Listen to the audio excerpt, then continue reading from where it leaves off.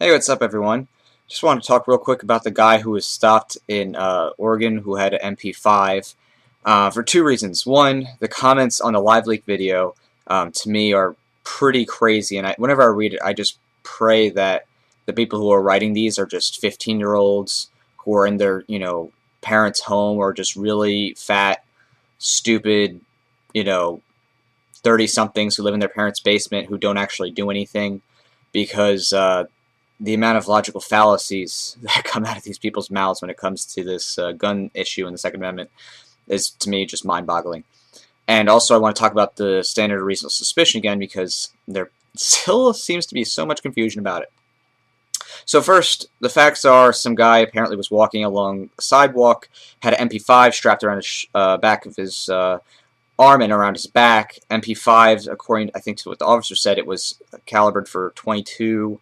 And the officer, when stopping him, the focus of the video was that the officer was prepared to deal with open carry people. He had a methodical means of doing this, and he said that he had reasonable suspicion to detain the man. He had gotten a report about somebody who had a gun. I'm going to start with the second issue first. The officer said he had reasonable suspicion, and I'm going to say he didn't, or it's very unlikely that he did. Why? He just simply says, I have reasonable suspicion because in my experience and training, that looks like an automatic gun. And you're supposed to have a certain type of license in order to have that type of gun. Without going into the licensing aspect and whether that was legal to begin with, I'm just going to talk about the actual caliber of the gun and whether or not the officer actually had, specific articulable facts. As we saw in the video, the guy was carrying a semi. It wasn't automatic. So first and foremost, we have the concept here that it's not a definitive automatic weapon. In other words, what the officer saw didn't just mean, oh, yeah, that's an automatic weapon for sure. Alright, so we don't have like a one-for-one, and that's not the reasonable suspicion standard here, but I just want to emphasize that simply having an MP5 didn't automatically mean it was automatic, okay, or that there was any other special licensing requirements. Given that fact, the officer didn't have any specific facts at hand other than the appearance that could mean that the gun was automatic. Just the outside look. He didn't have any information about, someone carrying an automatic. He didn't have any information about someone, firing off multiple rounds repeatedly fast or something like that. All I had were the looks, as you can look and tell. Because, as we evidently saw, the officer's training experience, oh, that could be automatic, was clearly proven as wrong because it wasn't automatic. It wasn't a one-for-one. The officer's training experience didn't discover an automatic weapon. It was semi, so that has to be realized. So, upon taking this gun, appears that the officer just had a hunch. That's all it was. He had a hunch by seeing that someone had a gun walking around that looked like a gun that could be automatic. He had a hunch that it was. He didn't have facts to know that it really was. He just said, oh, my facts and experience. But when you take a look, the officer looked inside the gun and realized it was chambered not for being automatic, and when he, test fire or dry fires a test run, clearly not automatic.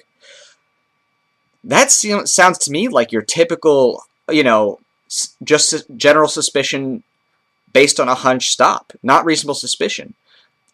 Because why? Any gun almost, unless it's maybe even a revolver, could be modified to become a fully automatic gun, And just because a gun looks, traditional automatic, like maybe AK or AR-15, which you can buy semi-autos of that in the U.S. without getting, Class 2 federal firearms license.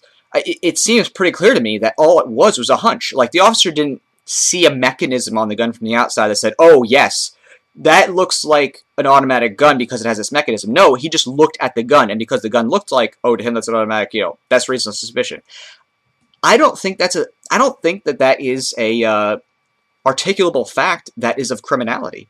Just the basic look of the gun. Of the gun.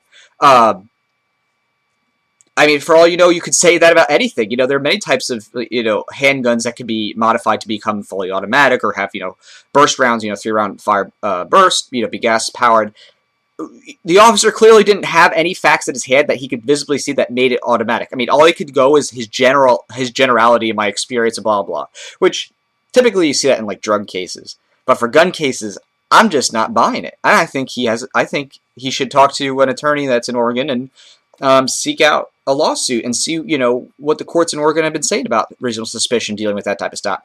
Because I'm thinking here, at least from the facts where I come from, in law school I went to, I mean, that would not fly. That sounds to me just like, no different than looking at a black person who has, baggy pants and a hoodie and saying, you know, I think that person looks, kind of suspicious or something. You know what I mean? Like, typically, black people with hoods in this part of town are dealing crack. I think I should, need to go investigate. I mean, it is that, and I only make the analogy just to highlight the underlying facts that all the officer is seeing is superficial details. He doesn't have a specific articulable fact as to why there's criminality underpinning, what he's seeing. There isn't, there isn't something that's like, oh, this is a logical connector, like this is pure, this is really an element of the crime. He doesn't have it. He has a hunch. Just like, he might have a hunch that, oh, that young black hoodlum is a crack dealer. You know what I mean? It's the same thing. Yeah, he saw a gun in the back of somebody's shirt, and yeah, it's an MP5, but clearly not fully automatic. And clearly, how would the officer even have a hunch? I mean, sorry, have a specific fact that say to him, oh, yes, that definitely tells me that's an automatic. And then again, how would you distinguish that from other guns? It's pretty clear that he just made it up. It's complete fiat. He didn't say, like, oh, I could see, like, the chambering from, 5 feet away, that you could tell the way that the pin was, there was, like, a gas chamber part. I mean, you just can't. And so it's clear that it's just complete bullcrap. And really, that needs to be nipped in the butt. Why? Because if that's all it takes, I mean, think about how many different types of guns that could be openly carried. They could just say, oh, yeah, I have reasonable suspicion because I think that looks like it could be automatic. I mean, really, there's nothing there.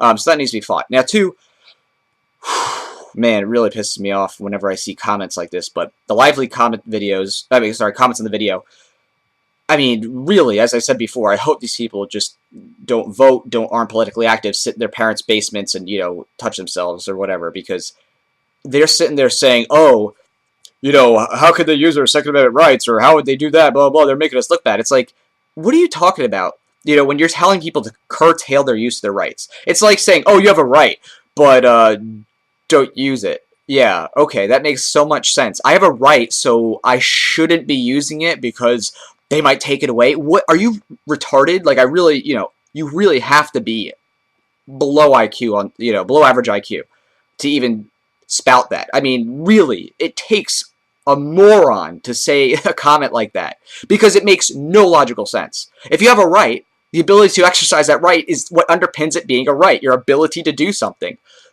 By saying that you should curtail that right, or by saying that you should somehow suppress it or do it differently, or, oh, using some sort of ad hominem attacks like, oh, you're a wussy, or, oh, you're just trying to show off to that cop.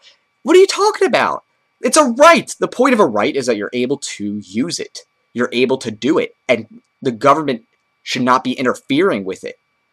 That's a right. I mean, it's like saying, oh, you should speak less because, dear God, we don't want the First Amendment to be taken away. Stop using the First Amendment. Stop publishing works. Stop filming police. Stop writing anything controversial. I mean, it just makes no logical sense, and it's really scary. I mean, yeah, thank you, public education, for dumbing down America, by not teaching critical thinking, teaching mass production. As those who are more privy know, early 1900s, social engineers and big industrialists just wanted a good working class that would just be able to carry out their menial tasks. But in any case, it is mind-blowing. I mean, really, if you're seeing this and you see that type of stuff, you need to call these people out and just say, what are you saying? Like, do you not realize, like, how ridiculous your statement is? Like, that you have a right, so you shouldn't use it, or you should curtail it because you're afraid it's taken away, or, oh, they're just trying to be blah, blah, using some sort of, like, ad hominem attack that, like, like this is high school, like, oh, you're just trying to show your balls, or you're just trying to look big. It's like,